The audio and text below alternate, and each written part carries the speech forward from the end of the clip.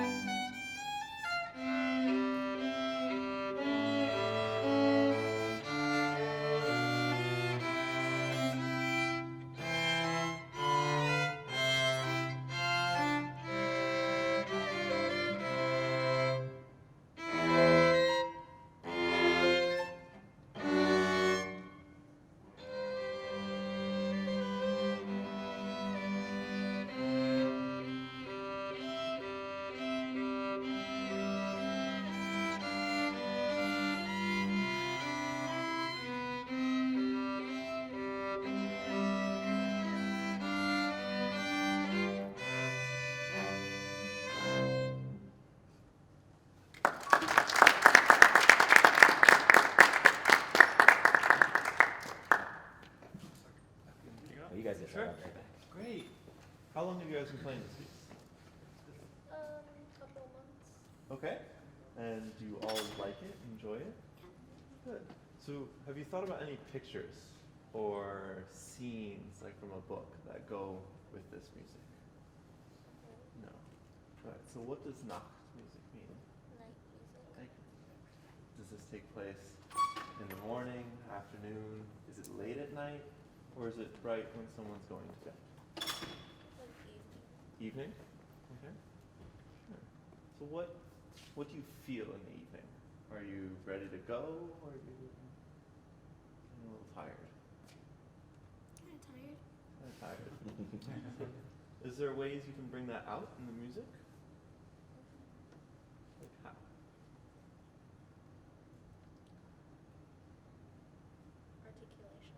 Okay. Maybe stronger articulation or softer articulation? Kind of both. Kind of both. So how about you guys try it once? Just the first few measures. Maybe try it once with a harder, maybe sharper articulation, something a little heavier, and maybe once a little softer, and see which one sounds more necked.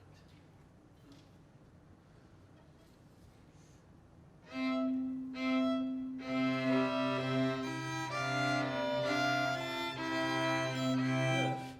Good. So that was, can you sing what you just played? On the viola?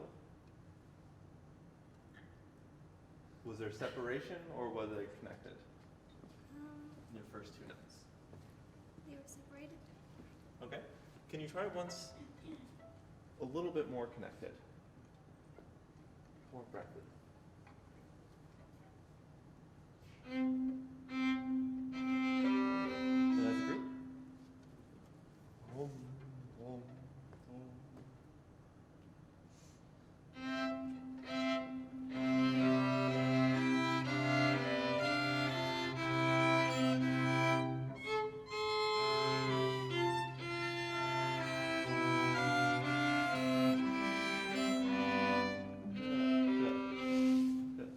Just finished the first theme, the first phrase. So after that, we set it down. Like we get ready for bed, we sit down, we finish the first part of the song. Now we're a little more tired. And we're gonna sit up and we're gonna play again.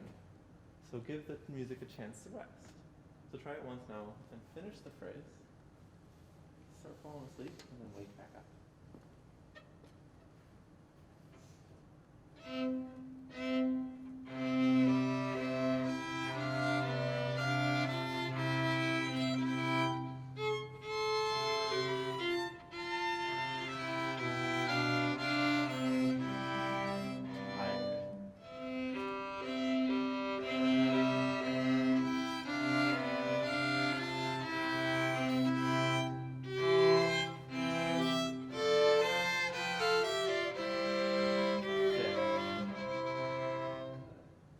Like that, do you know what when you finish a phrase, when the harmonies, when the sounds come together, do you know what it's called?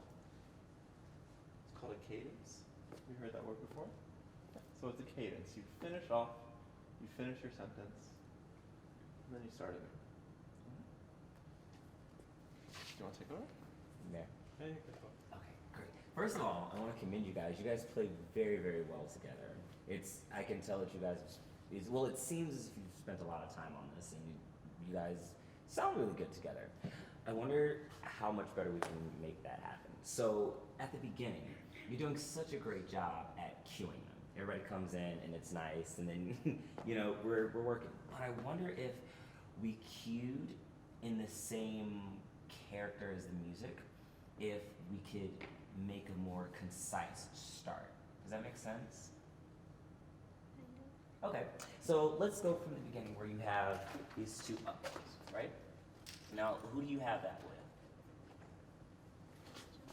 Exactly. So can you guys actually just start the beginning of this? So when we're starting, our bows are going to be on the string, and I want you to cue the way you hear the music in your head, right? We were talking about how it's supposed to be sleepy, right? Right? Yeah. If they want. If they want. Exactly. Yeah, but you still want it to have some sort of fight the sleepiness. Keep it sleepy, but don't be asleep when you cue. So maybe something a little bit more obvious than, you know what I mean? Can you try it once and then we'll work? So just from the beginning.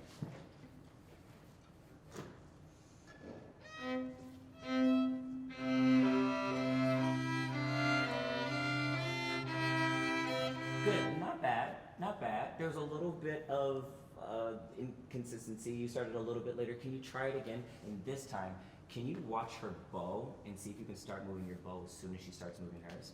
Okay. You're doing a really good job at anticipating her cue, but your bows will start moving at the same time. Try it again.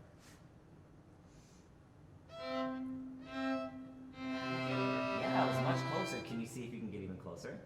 See if you can be inside her mind. You know, when you're playing chamber music, it's almost as if you have to read the mind of your chamber music colleague. You know what I mean?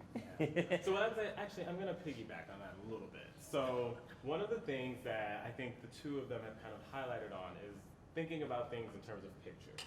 So when we think about music, sometimes it's very easy for us to think of it as like this kind of mysterious, unclear thing. But that's our job as musicians, is to try to make it as clear as we can. So you think about it as something that you already know how to do, which is like communicate with people. So like when you start a conversation with people, we don't just listen to their words, we also think about how they, use their body. If I talk to you and I was just like this, that's amusing, because what I'm saying doesn't match what my body's doing. So you kind of want to think about music the same way. So, let's think of it, we talked about it as night music, we talked about how it's more of a relaxed time in the evening. So let's try to communicate that with our bodies as well. So, so Kai was talking about like how you start. Think about how you would start a conversation with one of them. And that's kind of what but instead of words coming out, you're going to, and moving your mouth, you're going to move your bow. So it's the same kind of idea. And I think that's something that you can kind of think about just as you're playing along. And I think that'll help with creating those pictures that you have in your mind. Does that all make sense? Okay, so let's try that. And let's think about it as like a conversation. You're going to stroll the three of you along, and your instruments are talking to each other.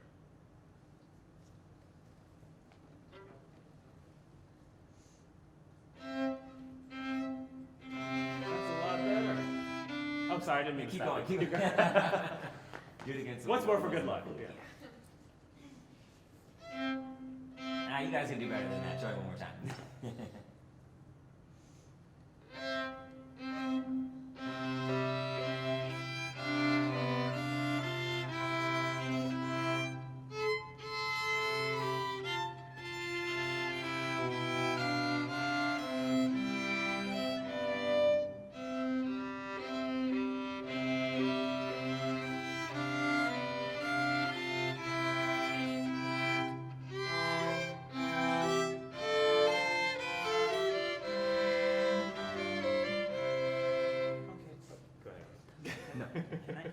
I was just thinking because of everything they were saying, because you guys are sounding really good, and if you guys want to go down for like refinement, like very fine, details, on 46 when we have those chords, like when everybody has the chords together, that would be a nice spot to practice, because since everybody's playing together, you memorize one note you have first, and then like you all look at the first violin, and everybody, blah, blah, super together. If you do like those two chords a couple of times, you're gonna get in the habit of like feeling the partner, like feeling your colleague and how they play, and then it would just become part of you. Like maybe like those two measures would be maybe a nice spot to practice that. Yeah. Because it's you guys do the same thing. You guys play a chord like as a group, as a string trio. So if you guys wanna try that on 46, you guys who's gonna lead? I'll believe, right? Yeah. Okay. Let's. Just memorize You're the in chord. charge. Yeah.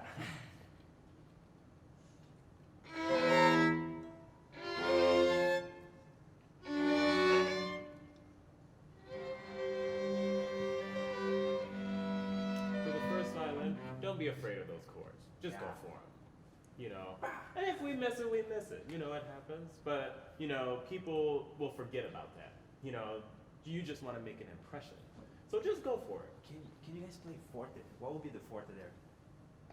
Like, what if it was fortissimo? What would it sound like? Yeah, let's just try that. Yeah, Just don't play tell it us as this loud play. as you can. Show me like the loudest you can play there.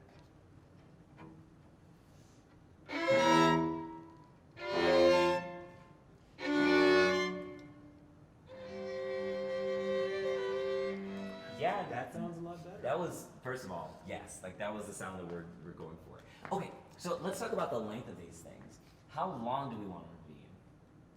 Because we want to sound like one big, all-encompassing string instrument, right? We want to all should sound like one player, right? So these chords have to sound the same. They have to start together and they have to have the same length. So we have to agree. Who wants to be the decider of the chord length?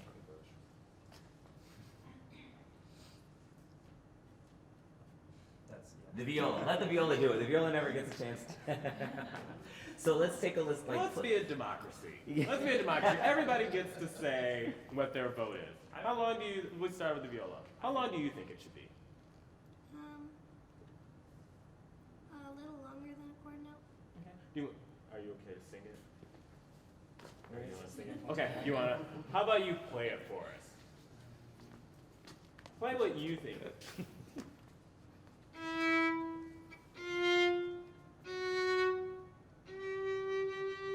Okay.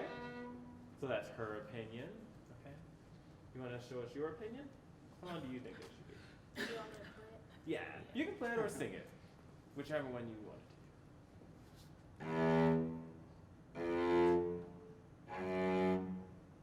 Okay. And how do you think it should go? Probably. How long she's on. You liked hers more? Okay. So, are you okay with that? Does that work for you? Okay.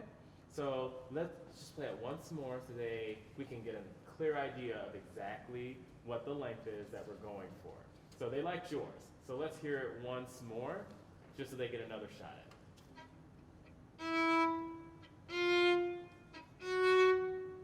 Okay. So, you guys want to try that?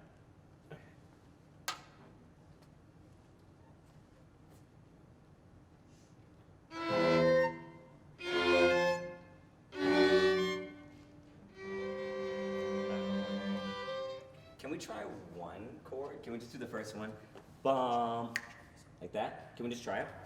Also, I was gonna say, try to roll the chord a little faster. That'll help. So, It would be like more like fast music. Okay, yeah. Like almost if you're like from something else. there. So when you These do are nice this, back chords. you wanna just try to, once you hit the bottom two, the end of it's gonna be the top. So for the bottom two notes, just try to roll those a little quicker. Okay. Let's try it, guys.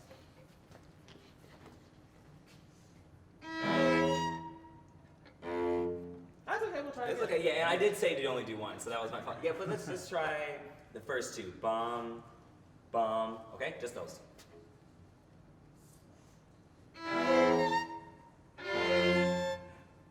Good. You want to try it again? I think we just need to be comfortable with it. You know, if you stay on the note for the full duration, so bum, off, I think that might help to at least unify the sound for now. Can we try it again? So longer bows, and stay for the entire, fill up that whole beat. Bum, two, bum, two.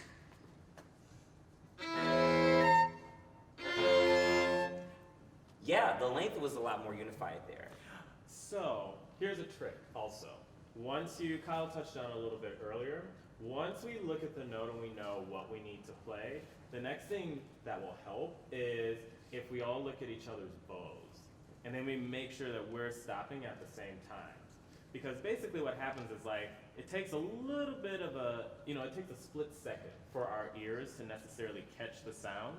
But once we've caught the sound and realized we've hung over, then it's too late.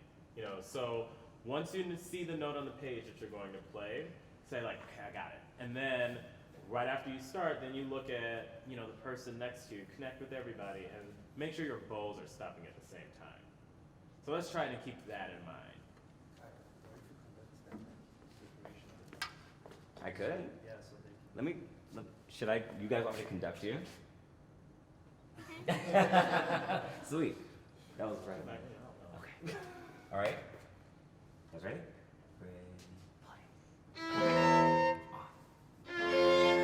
Yeah, not bad. The chords are much better this time. And remember, the top notes are the ones that we're going for, okay? So make sure that the top notes are the ones that we're aiming for. Those are the ones that are the most important, okay? And see if you can roll just a little bit faster. So 1, 2. Off.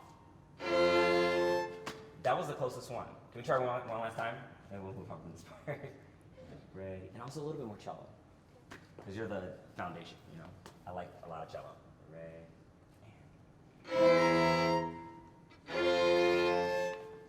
Yeah, I like that a lot actually. Can we go to the second theme, the measure 8? Okay, try for measure 8. Because there's something I wanted to mention there.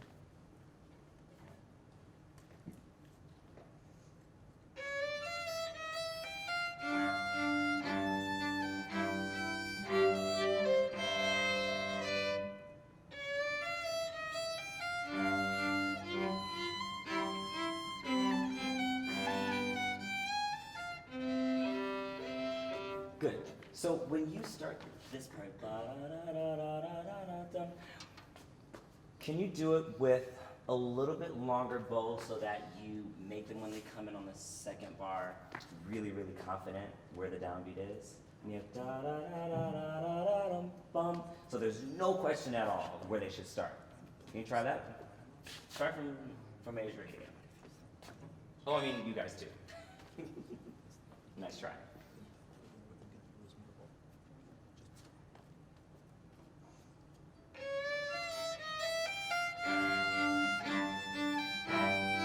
Yes. And again. Oh, keep going.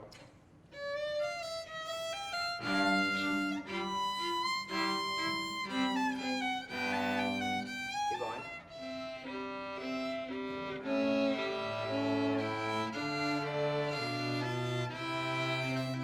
Okay, so just in that one section that we just finished. So you know how they have the, where did we just stop? Point in the music. Okay, so you know how they're playing in these two rests? So you're the thing that becomes, basically you take the focus off of them a little bit and you draw it to you. So when you get to this note here, that actually changes the color a little bit, you know, and so it ends up adding something that's a little different. It makes it a little more interesting. So when you come in here, I wouldn't be too shy. You know, it is piano, but piano is sometimes more of a character than it is just soft, loud. So when you come in, you want it to be a very healthy and present piano. Does that make sense? Okay, so let's give that a try. Actually, we can just start at the same place. At 8.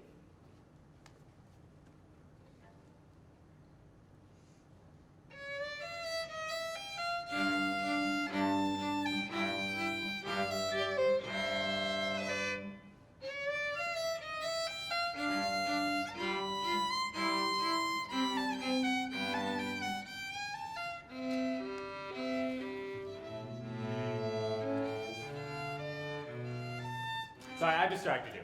My apologies. You want to start closer to that spot, maybe? Where was that? We started here. You know what? Actually, let's start at 15, 14, 13, 12. Is that 12? Sorry, what's your name again? Caroline. Caroline. One thing that you're gonna hear for the rest of your life, I hear all the time. People are always gonna ask us to play more, because like cello, like it's such a low instrument, and we have like this big string. Sometimes it just doesn't want to ring. You put everything's like it doesn't sound, but people gonna ask you like, hey, more cello, and you're like, you have to find ways to do that. And right now you're in tune, you sound really good.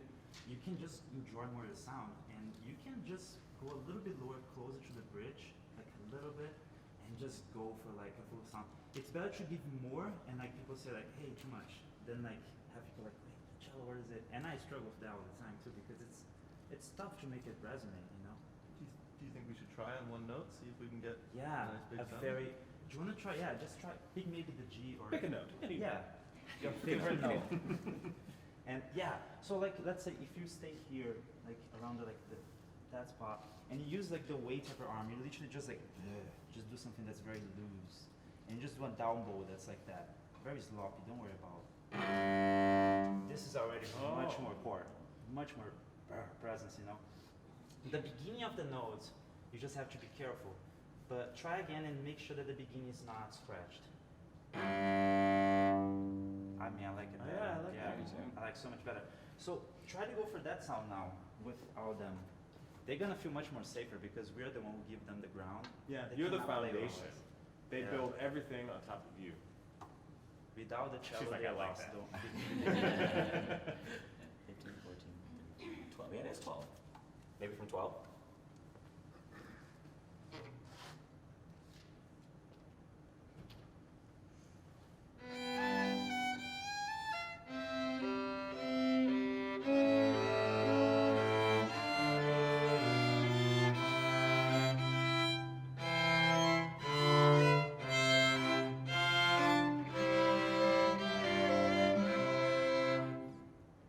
It's better already, Yeah. I like it. It can be always more, believe me. Like I barely hear people say like too much, except in orchestra. In orchestra we become like too excited about it. But in chamber music, people never say too much cello. People are always like, the cello is almost there. Like, a little bit more would be nice. So I always go for more, you know. Can we try from the chords going to the end now? Like starting from the chord measure, which is 40, what is that, 4765? The chords that we worked on before?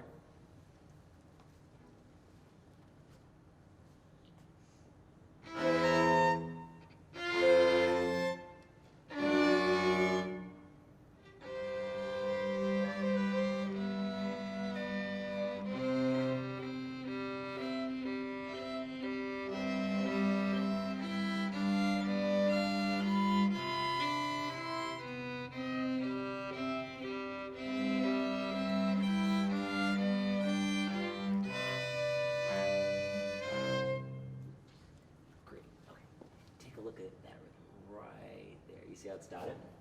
So da da da da da da bum bum bum bum bum. Does that make sense? Where is that? Right here?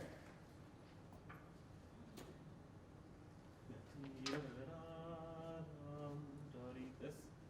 Uh-huh. Okay. So the other thing I was gonna say about that is that's kind of like your little moment to like kind of throw a flower out there.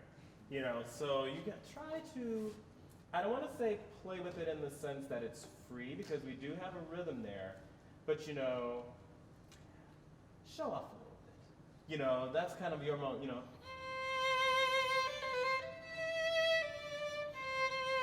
You know, so you don't be so afraid of it. You know, that's kind of like, because they're going, and you're going, so just envision singing it in your head, because I don't think there's anything we can do with our instruments that we don't hear in our minds. So when you get here, try to think about how you would have that sung, and then try to play it that way.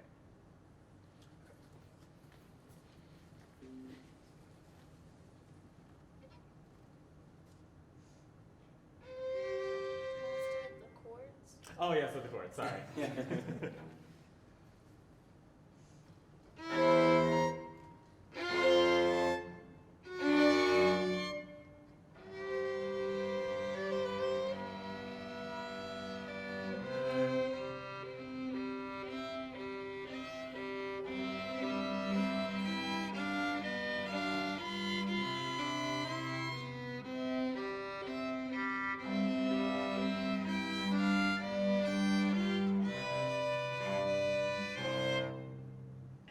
And that last, oh, go ahead. Go for it. I think we're gonna say the same thing. For the last note, that should be less than the previous one. So the second to last note is a little louder than the last note. So let's try maybe just the last 3 bars, maybe? Let's just try the last 2 bars.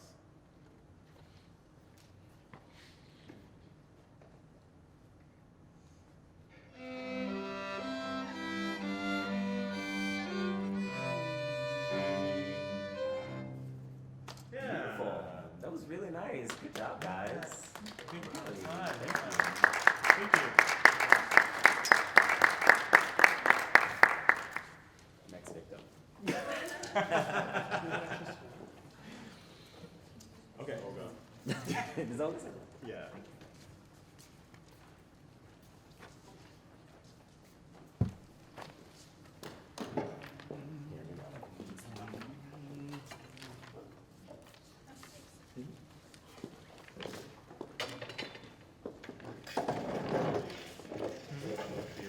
Yeah, that's correct. No, there's not a single chord in here that he wrote as a chord. It's always 4 sequences. It's always wrote everything in 4. So excited for this one.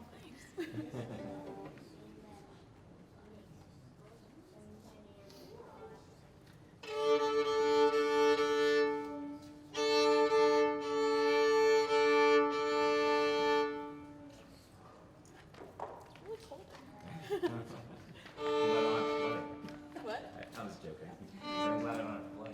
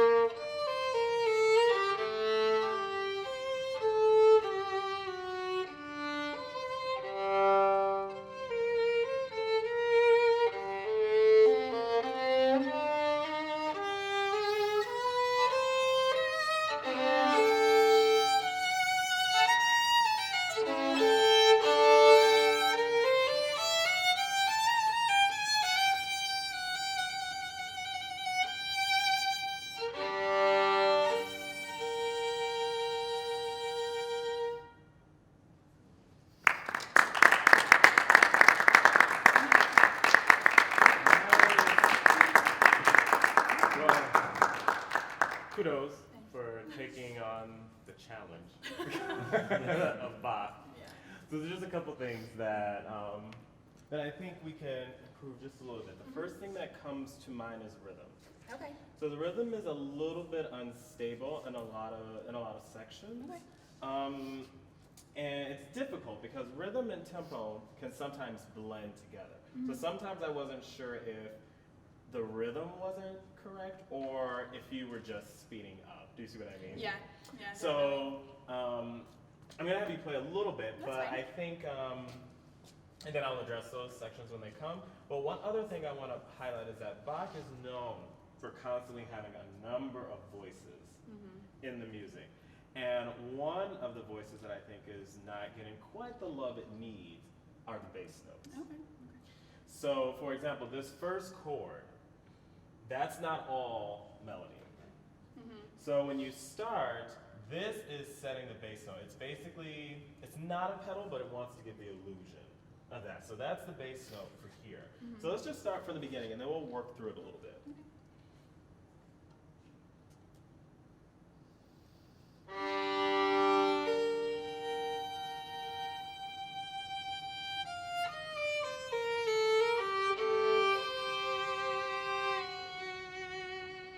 So, well, what I'm thinking of, like, for here, when you get to this, pardon me, I'm not one that, but I think this, you can come down just a little bit. Okay. Because this is really the bass here.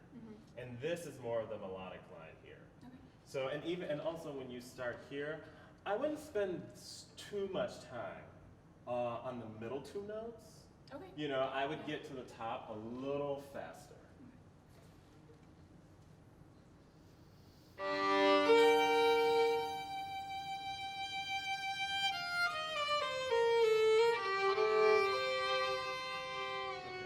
So those don't go, sorry, That's I know. fine. No, please. I know it's very annoying, but No, you know, it's it's not. worth it, No. it's worth it. So these don't quite sound even to me. So when we have the,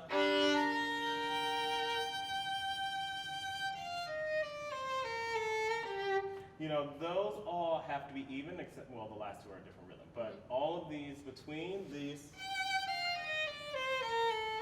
they have to be completely the same. And right now, I'm not convinced, we'll say.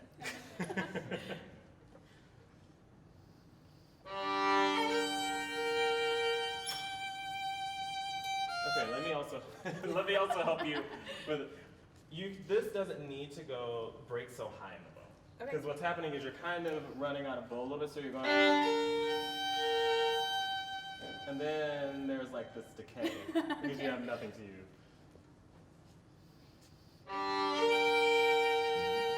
That's better.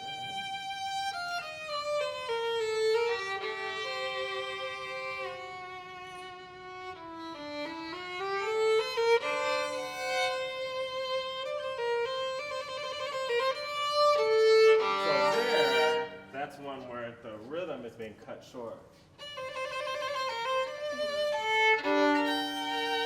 So there, make sure the dotted 16th gets just the rhythm it needs. You can start.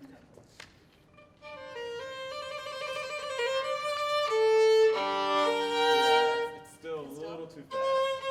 Da-da-da-dum.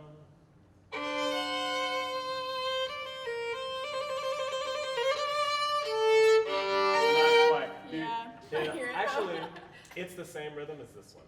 The same value, so these shouldn't be this shouldn't be faster than this. Okay. And then we'll keep going.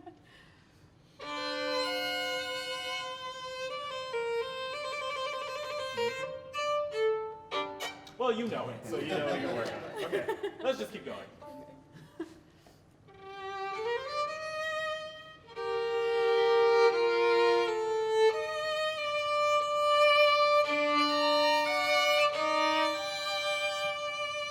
Okay, so here,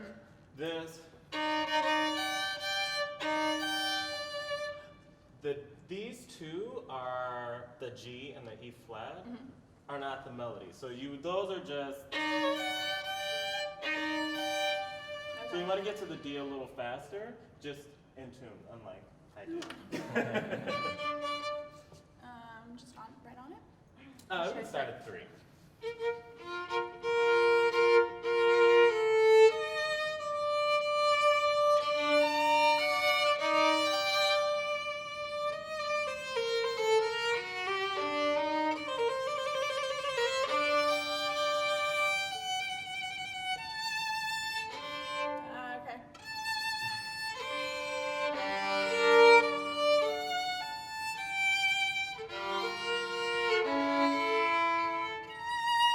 So those are different voices. Feel free to jump in. Sorry, Okay, I don't want to like hog no, it. no, no, Sorry. no. You know, I think that, I mean, I agree with a lot of what, essentially everything Renata was saying, in that, you know, with this piece, you always hear the same thing over and over again, no matter who you play it for. There always has to be this underlying sense of pulse that is sometimes a little distorted. You have like this great stage presence, and I can tell that Yeah, you're you really, do. really musical. And I feel like because of that, you're taking time and you're pushing things, and you know, it's all instinctual. But a lot of times it just sort of distorts the listener from feeling Okay. the pulse underneath. And I think that part of that is just your musical instinct. Another part of that too is that, and I could be completely wrong, so tell me if I'm completely off base. I feel like you're, what's the word I'm looking for? You're inclined to use the whole bow on every stroke. Yes. Not, and it's, I mean, not all of the Right. time, and not all of the bow, and it's not like egregious, but I get the feeling that for every single bow, whether it's a long note or if it's a short one, that you're always trying to use as much of the bow as possible. And if you think about using the bow a little bit more ergonomically, so that you don't have to use all of it all of the time, then I think that it would help you to not only keep the pulse, but I think it might feel a little bit better. Okay. And you would avoid unnecessary swells, which is what I Yeah. was going to do. Okay. Yeah. Okay. So can we like, Sure. actually where did we just stop actually? There, I believe. Alright. Yeah, let's start there. Right on the. Yeah. Yeah.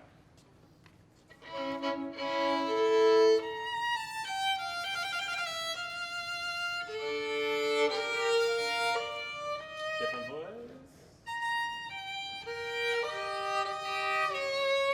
Bass note. Bass. Melody. Bass. Melody. In here.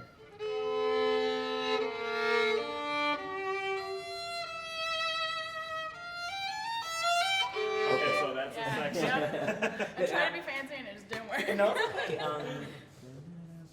when you have two notes on a bow, I can't remember, it just happened, and I'm gonna kick myself. Maybe it was here. The notes weren't even simply because you didn't allot the same amount of bow for each. You know what I mean? Yeah, Which is yeah. totally fine if it's intentional. Because we do that all the time. You know, no one's here to say that every single note needs to be the same if they're under, you know, they're both All notes quarter are notes. not created equal. Of course not. But if for the sake of keeping an even pulse, I think that it might help you to think of it in that way, at least for now. Yeah. Not to say I'm not, No. you know, advocating for playing it musically. by And any the one means. thing that makes this difficult is that in some ways there's not a lot of room to be rhapsodic. You know, he's kind of written it out Yeah. for you. Okay. So for example, so when you get here and you go, you know, that those are all even. So this is your flourish. That's the flourish Yeah, there. he's written it out for you. He's already Yeah. decided what It's you're fine. condensing. He's You're right. He's decided you're condensing. Okay. Same spot. Sure.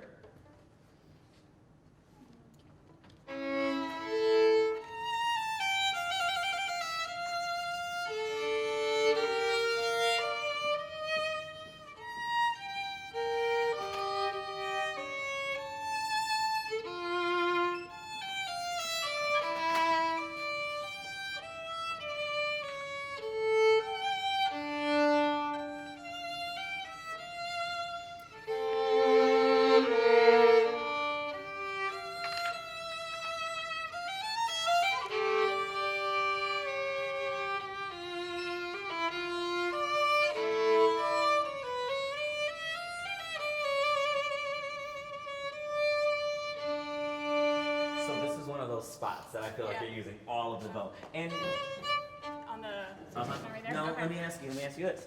Do you want a crescendo to this downbeat, or do you want to, what do you wanting to do I there? want a crescendo. Oh, so you want to do da, ba, bum. Yeah. Okay. I think so. No, I actually don't mind it myself. I like Okay. that. That's fine. I would suggest though, once you get here, that this bass note is taking care of the arrival for you.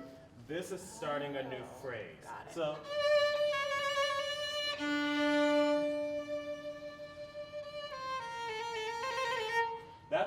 that's my interpretation. Okay. Let's try it. Let's just see if it works, if you like it.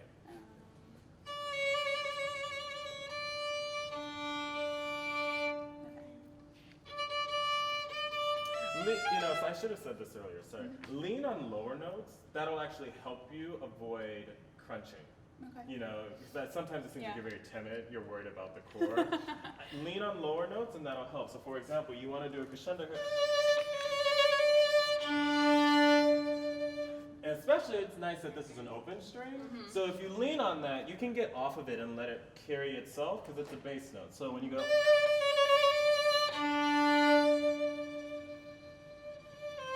and then it'll kind of take care of itself. So, Okay. you know, I always say I'm lazy, so I want to be as efficient as possible. So don't work any harder than you need to. Okay. Okay.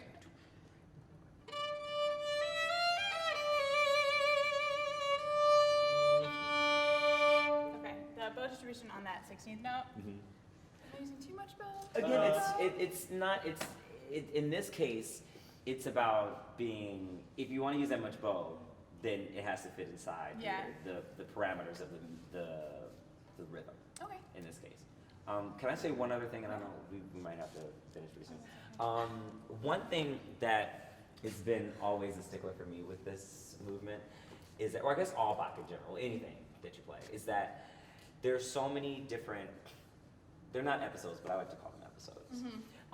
Different figures that each have their own special character, I guess, in a way. I mean, of course, we have to remember that we're all sort of still playing Bach. So, I mean, you're not going to play like one, you know, something that's radically different than what you played before. But I think that there is something in being able to finish an idea before you begin another. Okay. And I think you have a good, you have a good sort of vision of it in the broader sense as a big picture, but I wonder how many of these smaller sort of ideas and figures can be executed and not necessarily run into the following one. Does that make sense? Yeah, yeah. At all? I feel Yeah. like I said a lot of No, words. no, that were it very definitely simple. does. Can we try from like? Can we try from the and then keep going from there actually? And I'll show That's you. actually, I mean, that's not the section where that applies. Yeah, no. I'm just saying Not we just there, but keep it going. just keep going. Yeah, Okay, yeah. From I'll tell you where it is later.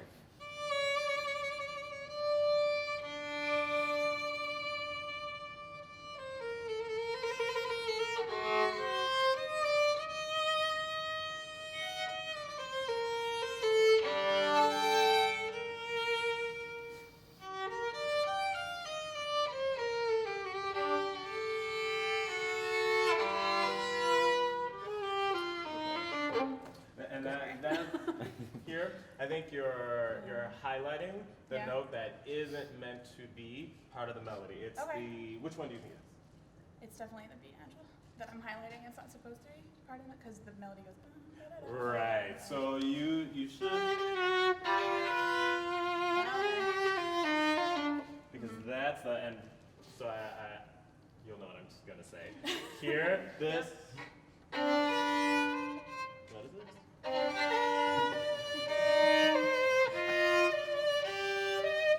So you've got all of these bass notes that are going to go along with you here. So when you get there, make sure you highlight those. If you haven't, if you were paying attention when we were talking about you may have been warming up, I'm not sure. But when we were talking with the trio, we were saying how there's never enough cello. We're always like, where's more cello? Well, I'm kind of like that. That's normally me. I'm Yeah. like, can we get more from the bottom? Can we get more from the bottom? And so here it's kind of a similar thing. You know, your bass notes, you really want to kind of help you. They're kind of the point from which you can jump Okay. for the chords. So let's start at the same place, and then I'll let you play.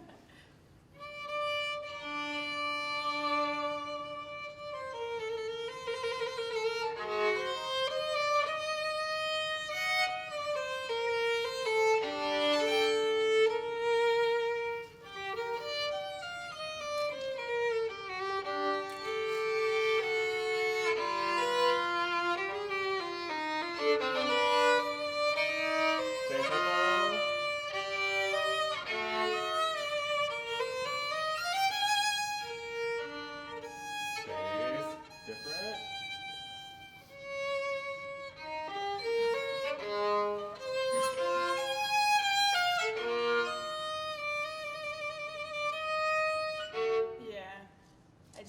rhythm thing again? It's okay. It's something that, honestly, until you've gone through with like a metronome like a million more times, Yeah. it's sort of a slow release sort of Okay. idea. Yeah. But it's something that, it'll be something that you work on for like ever. You know what I mean? I've by no means mastered it. Yeah. One last thing, I think we have to move on. When you are playing your chords, I feel like you're thinking them in like, especially the 4-note chords, I hear 2 and 2. Okay. Like, wham, you know what I mean? It's Yeah. a lot more graceful than my beautiful vocal stylist. However, I feel like if we were able to connect those a little bit more. Okay. My teacher always tells me like, string crossings. The same, and it's actually the same thing I noticed about your string crossings too, especially towards the end. That part. If we think of them more as double stops as we're crossing, like we're training from string to strings, he knows we have the same teacher, then it actually makes a huge difference. Okay. You know what I mean? Yeah. And they sound a little bit more pillowed, No. Yeah. I always think of like trying to, when I was learning this Don't Capri set, it's just like tons of this like string crossing, just a nightmare. And the one thing that helped me was to think, how could I like play this without, like, I don't want, if somebody was sitting in the back of the hall, if they were looking at my arm, I wouldn't want them to see me moving Okay. from string level Yeah. to string level. You know what I mean? When you're a kid, we're taught, we have the G level, D, A, E, and then you have G, D, D, A, E. But if I were sitting in the back of the hall, could you be able to play this and I could look at your elbow and not be able to tell the difference in the angles when you're playing those chords? Yeah. Make the difference as small as humanly possible. Think of them as in double stops because there's going to be a split hair second where it is actually a double stop. Okay. So just beginning again? Yeah, can you actually try the opening chord? Actually? Or just the beginning part? Starting with the opening chord.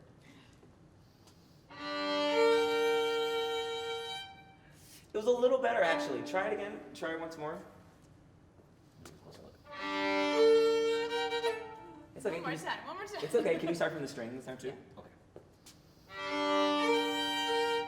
Okay. It's okay. Lead with your arm. Okay. Mm-hmm.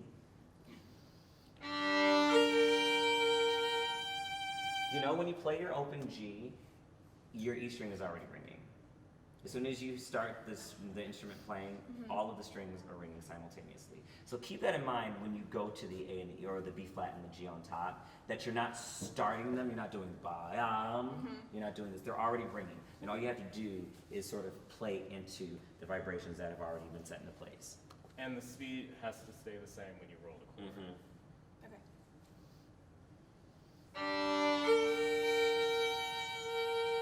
Keep going. Same here. A little better. Keep going.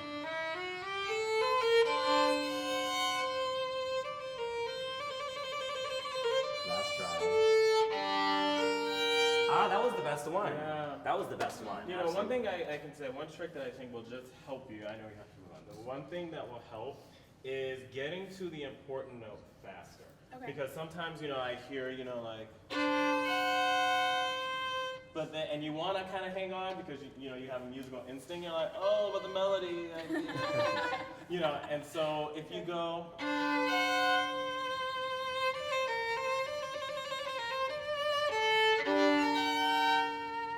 you have time for that note to speak, so you aren't hearing it as late. Okay. So I would roll the chords faster and get to the main notes, or I should say the focal note, a little faster. Okay. Great. Good job. Thank you so much. Thank you so much. Oh my God, there's hair on my phone. Oh yeah, sure.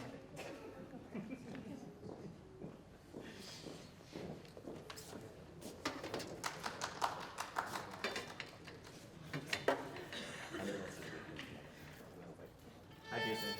Hi, how are you?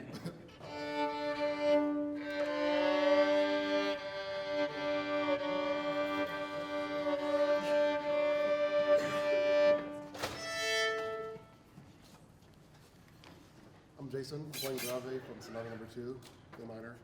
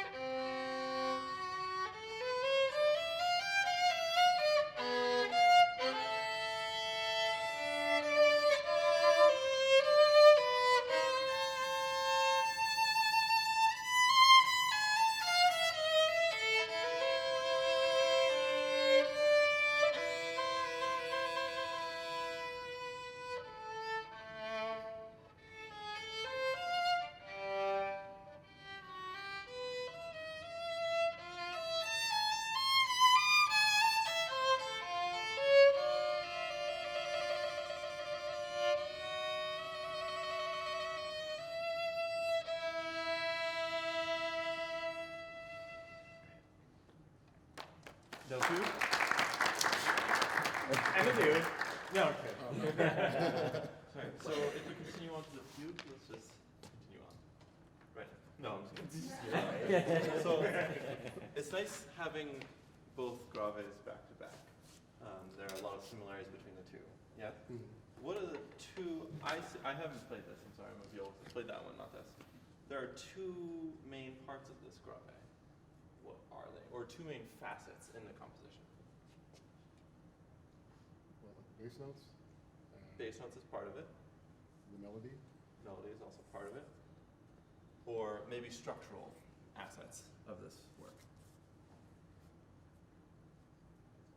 There's large chords, Okay. and there's running notes in between. Yeah? Mm-hmm. So we have large chords and slurred running notes that run between.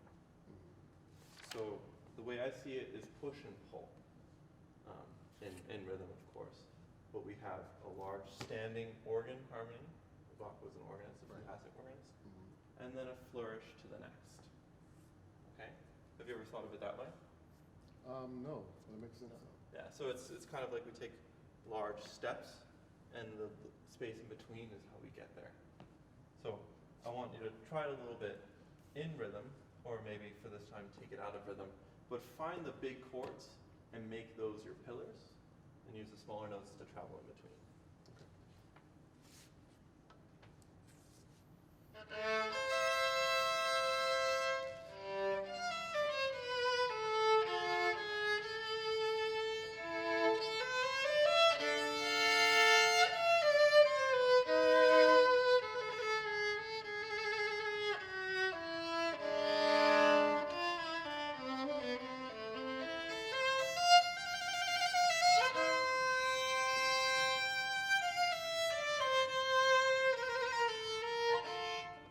Good.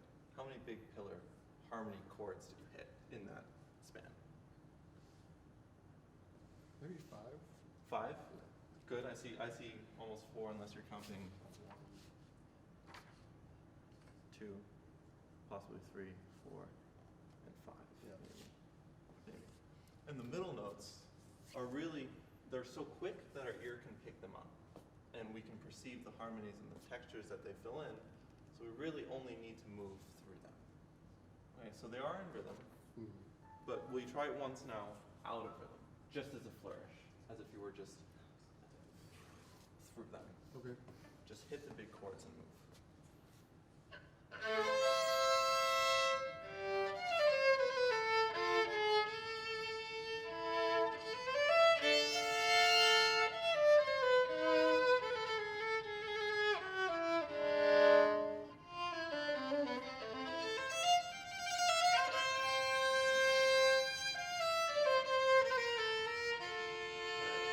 Good. Do you feel it has a little bit more breath? I think so, yeah. Yeah. And then we can shape out the little notes and get the little tricks in the rhythm. But to have that sweeping feeling really does open up, especially in the G minor grave. That one needs it so much. Alright, good. Is there anything in here that you find especially difficult, or that is perplexing to you?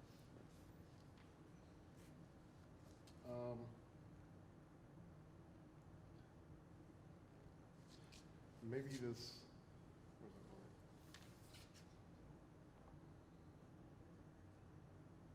The last one right there. Okay, like that.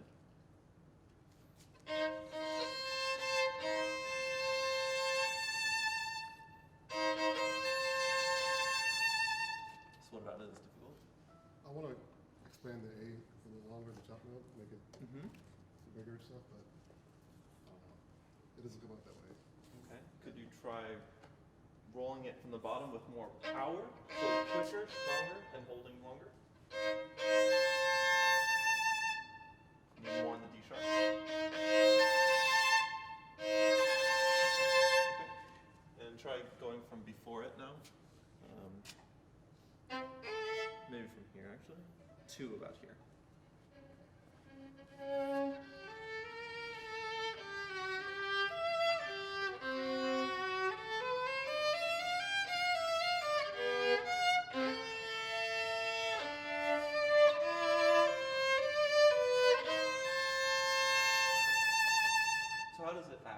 in the large scale? What's its function? It's the last big chord before you get to the end. Yeah. And are you expecting it? Yeah. Well, you shouldn't be. It is a deceptive cadence. Okay. It should be unexpected. You expect beforehand. For the listeners, unexpected. Yes. Well, yeah, and you should feel like you shouldn't as well.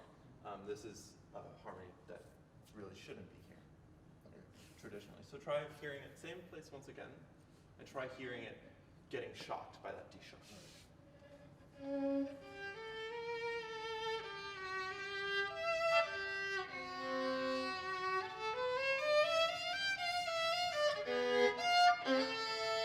expect to go to tonic.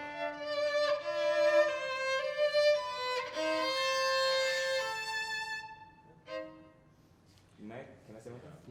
If you save the bow at the beginning of the chord, then you'll be able to bring out the, what is that top note? A natural. It's A, okay, yeah, I thought so, yeah. Save the bow at the beginning of the stroke and pull it a little bit away from the bridge. Okay. String crossings are a little bit easier away from the bridge.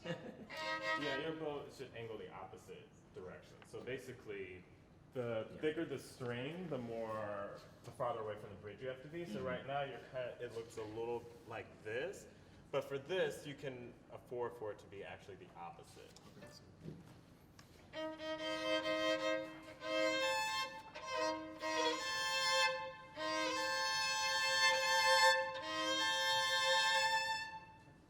And the middle note, it doesn't take as long to speak as you think. So you can get to the A sooner. okay.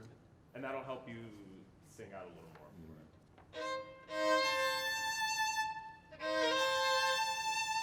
So I just want to finish it before, and I'll pass it off to Kyle and Renato.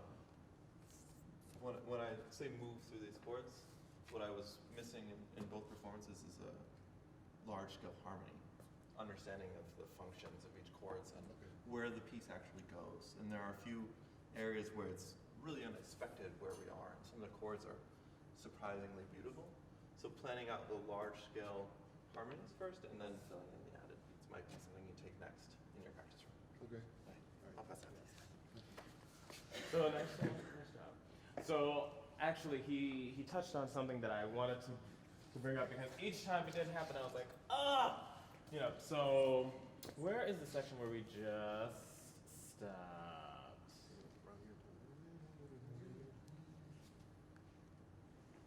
So this D is a very important note, harmonically speaking, and you don't expect it, and it definitely intensifies things.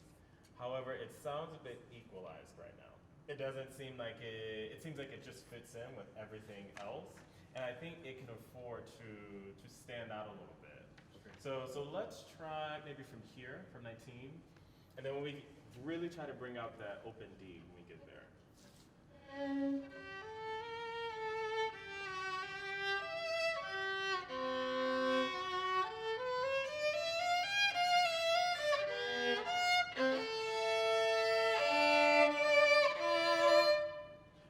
You anticipate a little bit. So you crescendo to the D, but that's kind of the idea, is that you really want to. I haven't played this in a long time, so I won't butcher it for you. But I really do think that when you get here, if you save the bow for this, you'll have more room to make this speak, and that tends to be kind of the general theme. So, for example, you wanted this. You wanted more bow for that. So what you can do is, that should break so that you have all of the middle to upper half to make that note speak. Okay. So that kind of touches on what Michael was talking about. So I think that's an ongoing theme. The other thing that I would say is that there's a lot of portato going on, and there shouldn't be portato. So, for example, when you have a lot of these runs, a lot of times what I hear is, so it doesn't sound as smooth and flowing. And that's something you really want to kind of think about as you're playing through this, because that'll help get to that feeling that Michael was talking about, where it really just kind of flows. This might sound a little off topic, but you know Leonard Bernstein, right? The conductor. conductor. One of the things I always loved about listening to him is that he had a way of kind of making it seem like there wasn't a tempo. I mean, there was, but he had a way of making it seem like the music was just happening. You know, and that's kind of what you want this to sound like. You don't want it to sound like, oh, this is Bach, this is great, look how fabulous I am. You know, you want the music to kind of just be existing. And I think part of that is you don't want anything that's going to disrupt the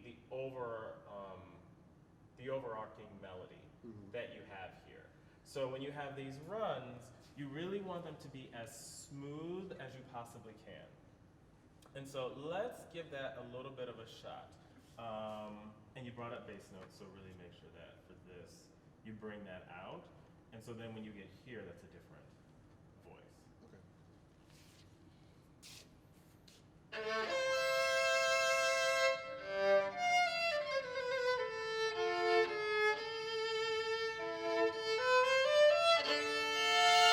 Okay, so what will help, I think, a little bit, help you get the ideas that you're trying to communicate across, is a clear bow mapping. So for example, for this, you kind of ended up in an uncomfortable part of the bow. So then you have to kind of like speed up, slow down, and the blessing and curse of doing that is that actually creates certain effects. So that's just the natural design of the bow. So what we have to do is make that work for us as opposed to against us. So for example, when you get here, you know, this is a chance where you can use a little bit of a faster bow because you want the bass note to speed. And then here, what am I, sorry.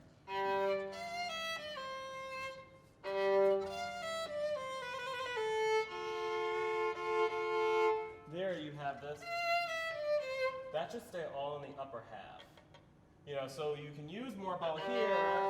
This should not go below the middle.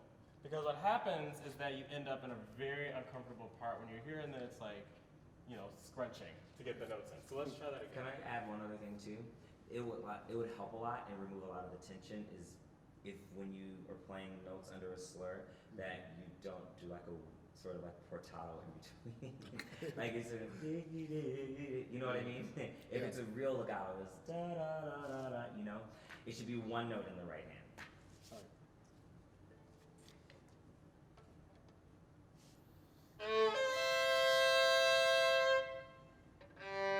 What'll help with this is remember for the thicker strings, the bow takes a moment to grab the string, and you're kind of going the minute you get there. So when you get here, let the bow, you know, actually, you know, sink into the string and then go. That's better. I'm sorry, I got it backwards.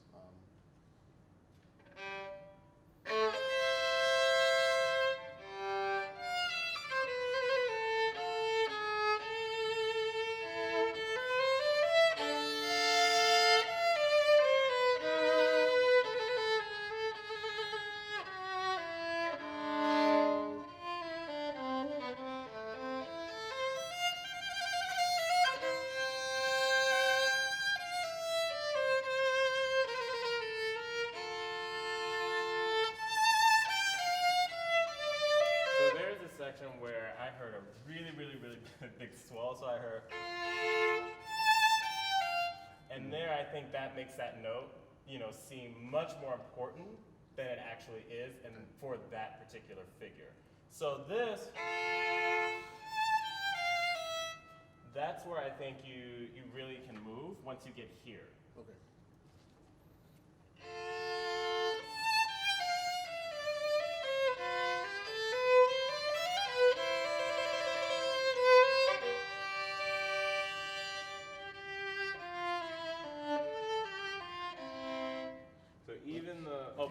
Sorry. Real quick, I'm scared of jumping into this word of violin viola playing, but because it's exactly what he was talking about bow management and bow planning towards you.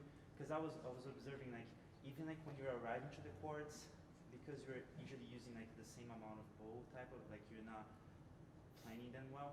it tends to sound like you're rushing to the chords, like ba da di da da bra, and often it ends up like it's very little, but after a while you start to like observe that like the chords never like an arrival, like ba di da da da bram. It's always like ba di da da ba da bram, and I think it's happening because of the bow management, I guess, right? Because Yeah. Yeah, so when Michael was trying to get you to flow through this, one of the things he mentioned towards the end was that, it's supposed to be within a certain rhythm. So it's the idea, the illusion, that if you're listening, it sounds like these notes are just like this stream of things that kind of come by. It shouldn't sound like, wow. It shouldn't sound like what it looks like. I guess that's what I'm trying to say, because when we see it, it looks like a piece of artwork, So I think what you really want to do is kind of take these smaller sections of this and really look at it and figure out, like, okay, so here's the musical concept that I want. How can I make that happen?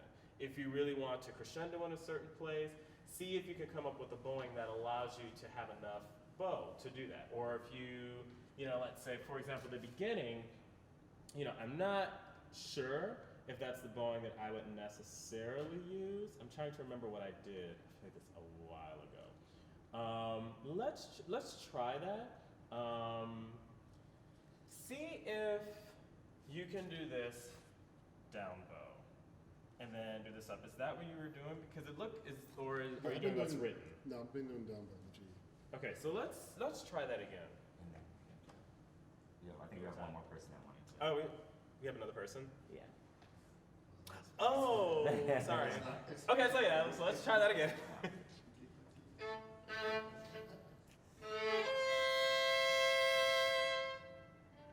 Actually, I was doing up. I'm sorry. Up down. Okay. Yeah. So just go ahead.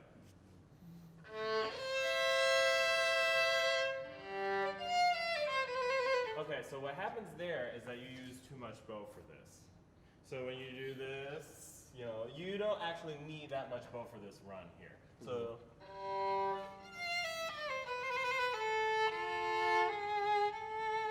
That doesn't have to be, this isn't a heavy chord. You can be here for that, so.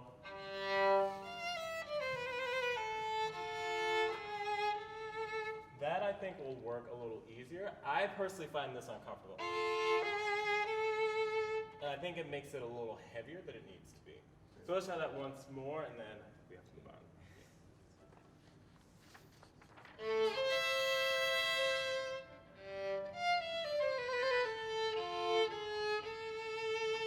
That's a lot better. That's a lot better. I wouldn't shy away from the bass note there, but that's definitely the idea. So I would say when you're practicing this, kind of use that same methodology to go through and determine like how much bow you really need and be as economical with it as possible. Okay. That way you'll avoid any unnecessary swells and things like that, and you'll be able to kind of get your message across without fighting against your violin. Okay? Thank you.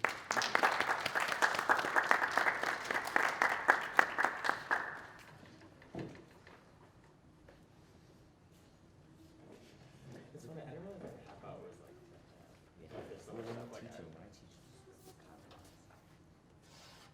I was not expecting to play case. Sorry, I forced it just. good. I like it. What are we playing? Ooh. Okay, let's go. I love it.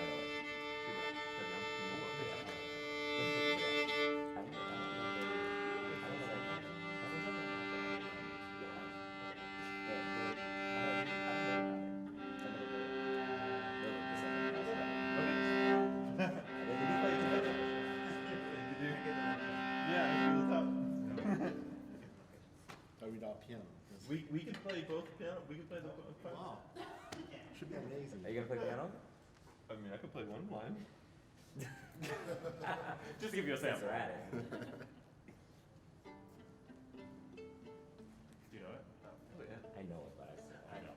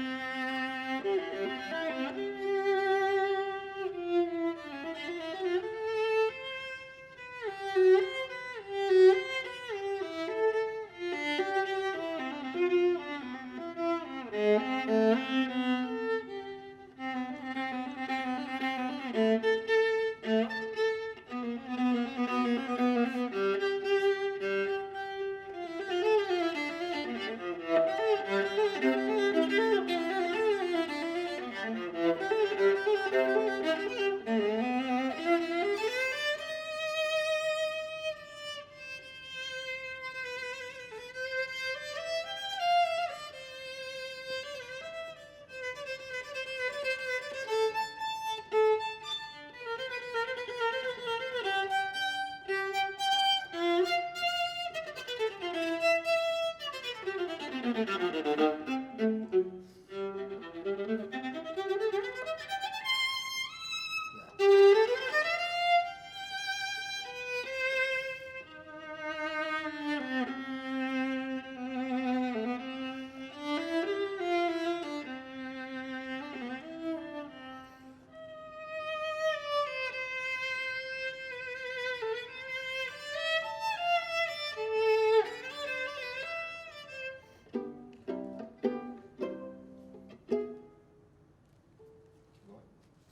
you'd like.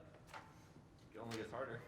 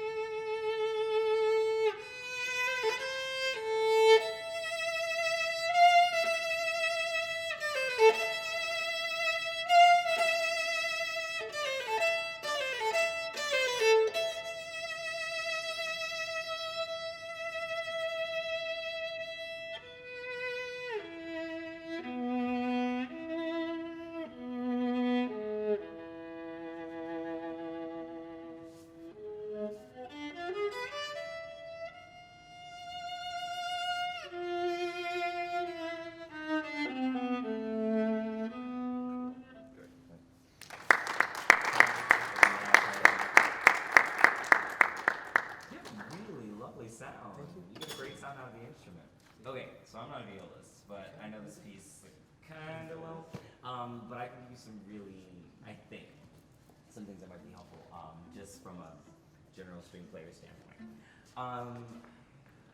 Firstly, there are a couple times where I felt like you wanted to accent a note, but then you didn't play it with vibrato. No. It was very straight tone. It's one thing if that's your intention, and that's fine, but there are other notes that were. You use tons of ba, ba, and I personally, I think that helps, you know. I think you accent with the left and the right hand. But then it wasn't consistent. So that was just one thing to think about. Another thing is that when I was reading along, I was like actually humming the part, well, sort of ghosting the accompaniment in my mind. Because I wanted to see how difficult it would be because I've never been a collaborative pianist. I used to take piano, but I was never a collaborative pianist. So I was like, I want to see how hard it would actually be to, you know, follow us, because we send our, you know, our pianists to the wall and back, because they're just trying to catch us all the time. And it, you know, there's some parts where you marked in where you want to take some time, that's cool. But then there are other times where you were taking time that I thought wasn't necessarily organic. Okay. You know what I mean? And it'd be okay if it happened like maybe here or there, and it was like, okay, well, he was just feeling it, so that it happened that way. But I felt like it happened more often than not, and I think it sort of disrupted sort of the overall arc of the exhibition. You know what I mean? So those are two things.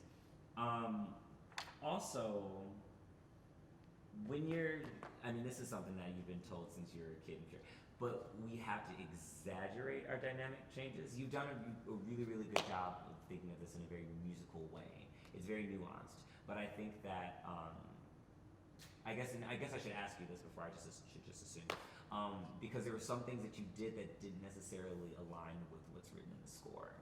And if it's intentional, then that's fine. Okay. If you see what he does, like as long as you know the rules and you break them, you know, it's up to you and your integrity as a musician to make that decision. But there were just some things that I noticed in particular. Can we actually just start from the beginning? Yeah.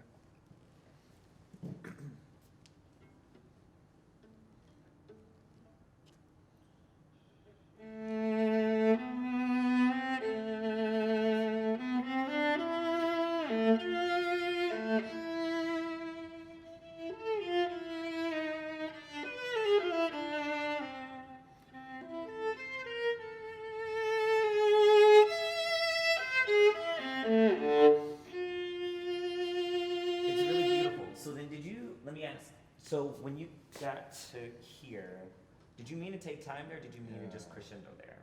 Both. Okay. I'm gonna sing the accompaniment with you.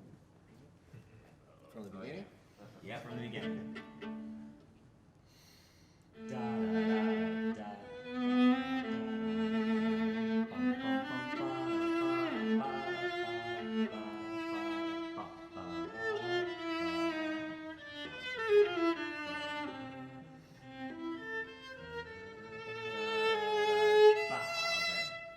keep going.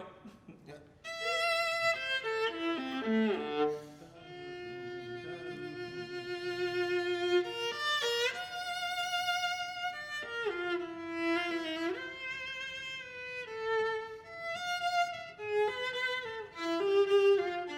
Excellent. Okay, good. So they made a little bit more sense in my mind just as a listener that time.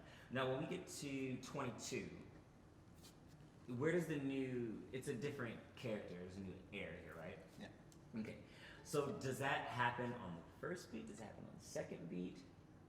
Where do you want this new sort of episode? Since that's the word I like to use. Where does that begin for you?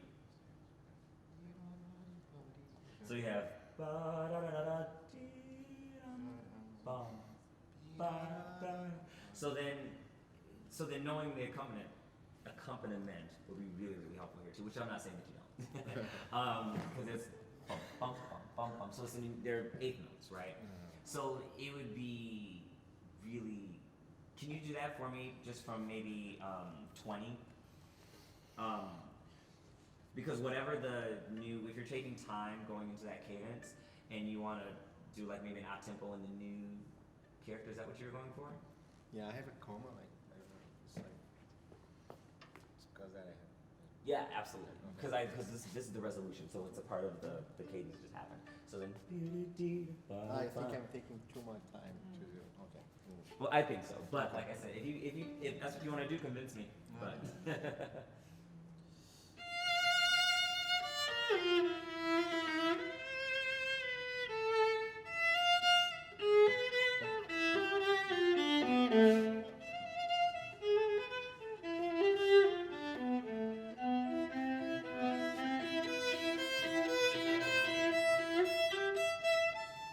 Now, what dynamic is that? So I have a crescendo and 28 like diminuendo. Yeah. So I think I see I that, think and I then do it. I have a diminuendo going into the harmonic. Do Yeah, you? I have. Right, and then the harmonic is piano. So it's just like it's Okay. pianissimo. I have pianism. Excellent piano. So I think that it's just small details like that that Okay. can separate again, and it's if you want to do your own thing, that's totally fine. Okay. But as long as we sort of acknowledge what is in the score first, and then we can do whatever we want. But at least just knowing that is a good starter. Take it away, Viola.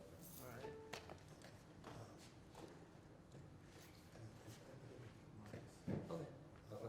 We're gonna stay here and rehearse, right? Okay. Okay. Okay.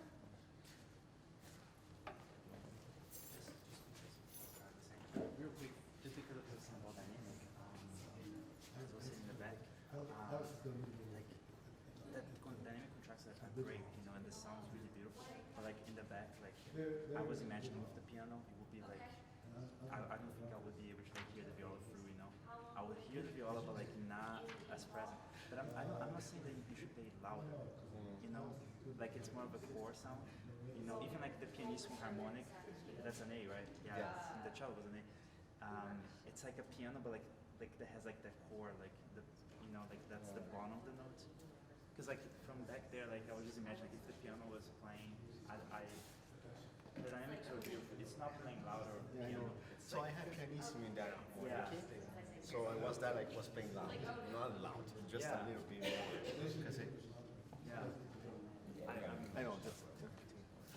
I remember like when I played the piano, like my problem was always that like it would always like the dynamics, just so many dynamics, but like whenever the piano comes in and then everything else is that you're doing, it's over because the piano is just boomba doomba doomba doomba doomba dee-da dee-da dee-da digga digga digga digga dum. It's even worse for violin. Yeah, and the piano goes down there, digga digga digga digga dum, and like you were just like, yeah, you have to just, yeah. Okay. So, what genre of music is Schubert most known for? What genre of music, or what style of writing, or what was his genre? Chamber music, symphony. What was he star of?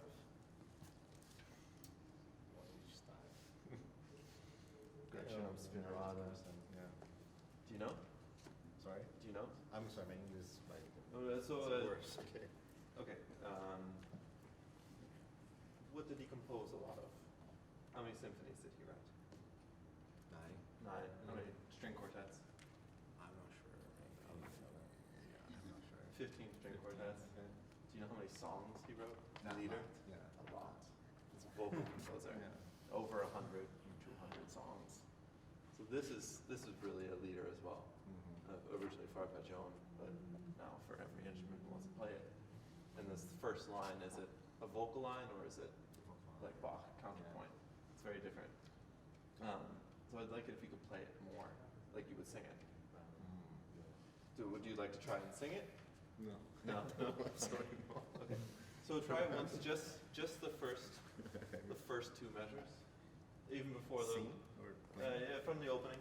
The A B C A. Just that, like you were singing it. Playing like Playing like you are a singer.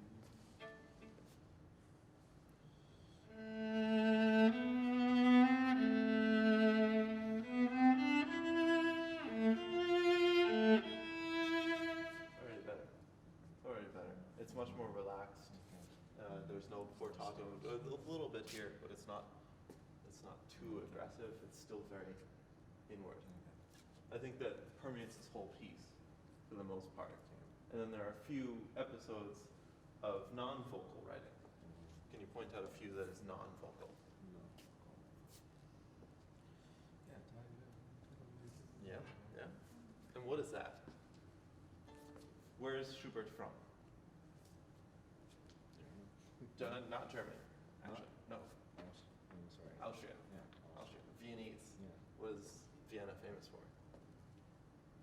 Aside from sausages. What is Vienna famous for? Sorry. No? Strauss? Strong, okay. Waltzes? Yeah. Dances? Getting drunk and dancing? This is the dance. Okay. So we have 2 completely contrasting styles that we really have to show in the way we play. So, vocal, and then.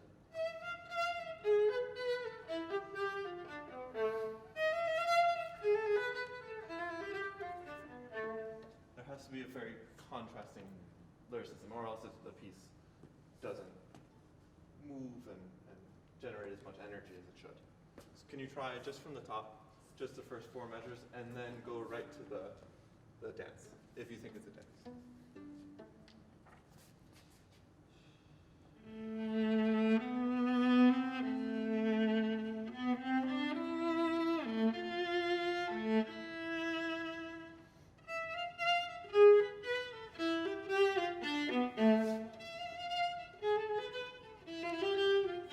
Good. Will you try that?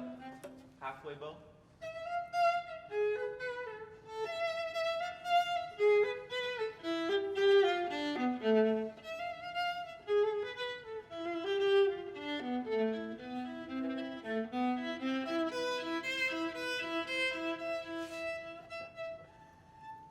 Good.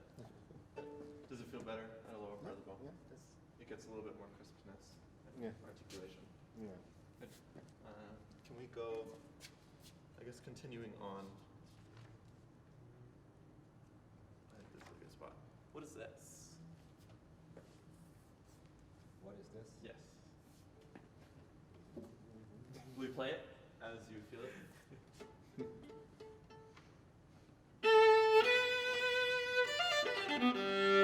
What was that?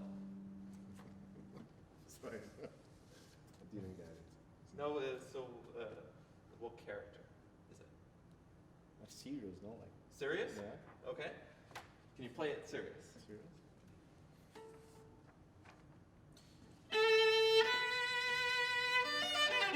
Okay. Can you play it carefree? Sound good? Can you play it carefree?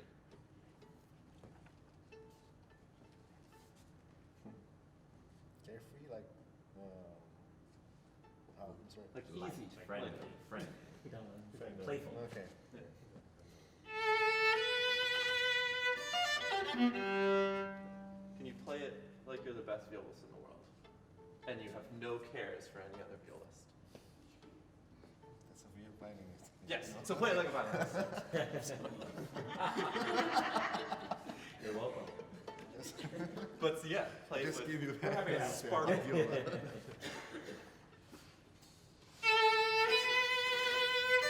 Good. Can you get more? A little bit more. Good. The first two notes are good, and now in the 16th notes, can you get them really articulate and sparkled?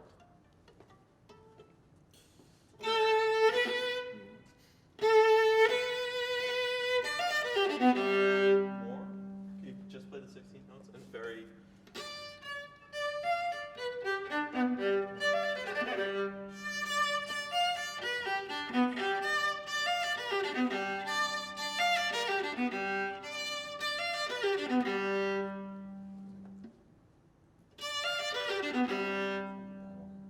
Better.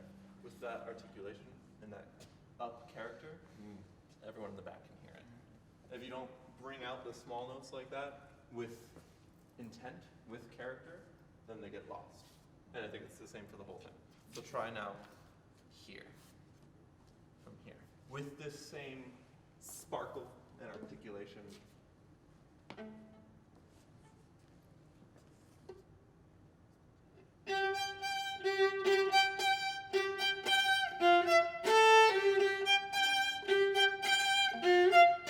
Sure, that's it. Can I try it? Yes.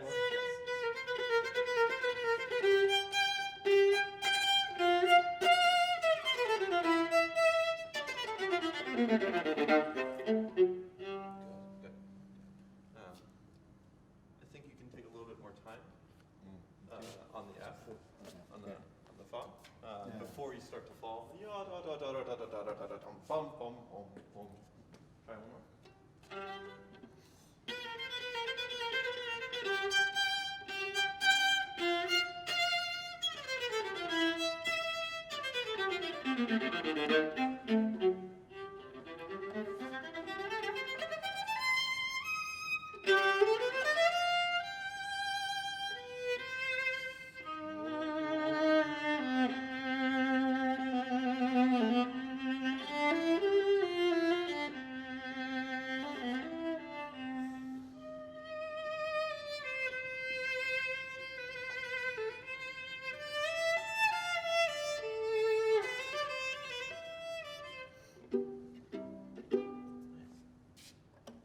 For here, where is that?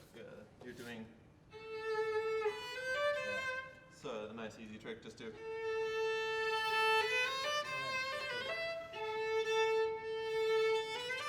But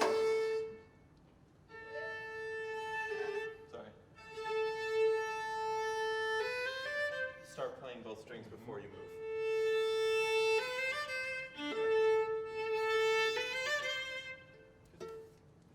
Can I say one Absolutely. quick, like, little Absolutely. stupid thing? No, it's fine. I'm gonna take this lead. Where do you have it? Is it this one?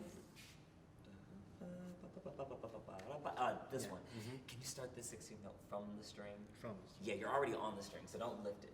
You're afraid that it's not gonna bounce if you start it from the string. It's gonna sound great. I promise. Just try it. Try it from like maybe from there.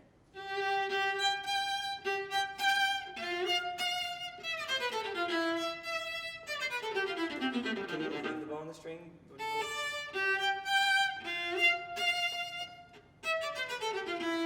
For me, I feel like you're adding an extra step in there because you're done, you're stopping, then lifting, then you're resetting.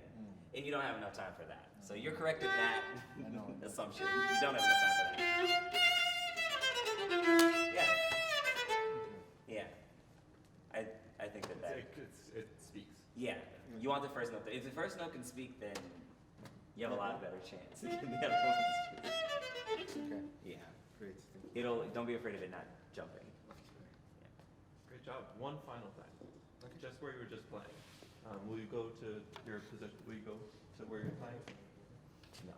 Like in the book. I think in the place where we're playing. This spot? Just put your bow on the string. Your bow's tilted this way. Okay. If you play here with a straight bow, then that articulation will be. So try one more time. Keep the straight bow.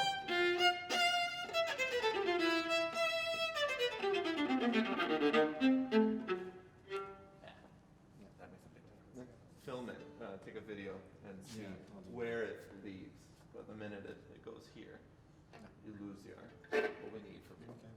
I'll do that. Great. Great job. Thank you. Thanks for playing. Good job. I think we're done. Yeah. Thank you guys so much. That was fun.